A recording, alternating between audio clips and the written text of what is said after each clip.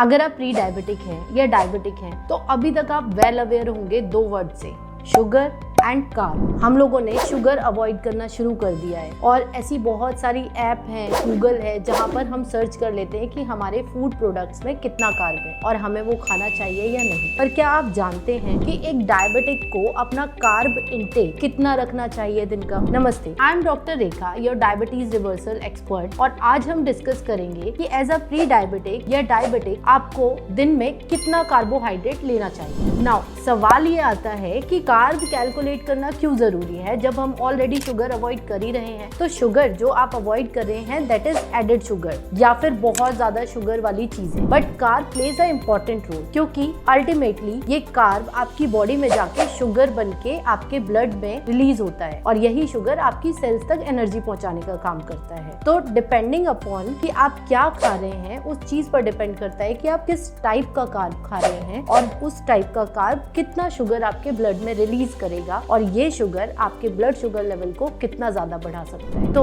Globally normal लोगों के लिए ये रिकमेंडेड होता है कि उन्हें अपनी दिन की टोटल कैलोरीज का 45 से लेकर 60% हिस्सा कार्बोहाइड्रेट से लेना चाहिए। But in case of diabetic experts का मानना है कि ये जो कैलोरी का परसेंटेज है ये अराउंड हाफ होना चाहिए। मतलब अगर आप डायबिटिक हैं तो आपका कार्ब इंटेक दिन का अप्रोक्सीमेटली 25 से 40% तक का होना चाहिए पूरे दिन की कैलोरीज का। नाउ कार्ब्स कितने टाइप के होते हैं? जनरली कार्ब्स को अगर हम डिवाइड करें तो आप उन्हें तीन चीजों में डिवाइड कर सकते हैं। One is fibre, sugar and starch. अगर हम शुगर की बात करें तो शुगर इज सिंपल कार्बोहाइड्रेट, यानी कि उसमें 1 या 2 मॉलिक्यूल्स होते हैं। इसीलिए जिस भी खाने में शुगर का अमाउंट ज्यादा होता है वो उतना ही जल्दी डाइजेस्ट होता है और ब्लड में शुगर का एब्जॉर्प्शन उतनी ही क्विकली होता है। अगर हम फाइबर और स्टार्च की बात करें, ये है कॉम्प्लेक्स कार्बोहाइड्रेट। जिनमें फूड प्रोडक्ट्स में फाइबर और स्टार्च की अमाउंट ज्यादा होगी वो उतना ही ज्यादा टाइम लेते हैं डाइजेशन में या आपके ब्लड में शुगर को रिलीज करने में। तो जब भी आप खाना खाते हैं आपका खाना मेजरली 3 कंपोनेंट्स में डिवाइड होता है, कार्बोहाइड्रेट, प्रोटीन एंड फैट। अगर आपके खाने में कार्ब की मात्रा ज्यादा है तो ये कार्ब रिलीज करता है फाइबर, शुगर, स्टार्च, इन सारी चीजों को। अगर उस कार्ब में शुगर की अमाउंट ज्यादा है तो वो आपके ब्लड शुगर लेवल्स को बढ़ा देती है। इसीलिए हमें माइंडफुल होना पड़ेगा कि हम क्या खा रहे हैं और जब भी हम कोई मील ले रहे हैं तो हमें देखना होगा कि उसका 25% हिस्सा आपका कार्ब हो, बाकी रिमेनिंग हिस्सा आपको प्रोटीन और फैट को देना पड़ेगा और ज्यादा से ज्यादा फाइबर। अब अगर आपने ज्यादा शुगर वाला, ज्यादा कार्ब वाला खाना खाया है तो इसी वजह से आपका इंसुलिन रिलीज भी ज्यादा होगा। अगर आप मेडिकेशन पे हैं तो इसी वजह से आपको अपनी मेडिकेशन या इंसुलिन के इंजेक्शन का अमाउंट बढ़ाना पड़ेगा। और इसके ऊपर से अगर आपको स्ट्रेस है या इनएक्टिविटी है तो आपके शुगर लेवल और हाई जा सकते हैं। नाउ सवाल ये उठता है कि आपको कितने कार्ब्स खाने हैं। तो अगर आप डायबिटिक है और ये डिपेंड करता है आपकी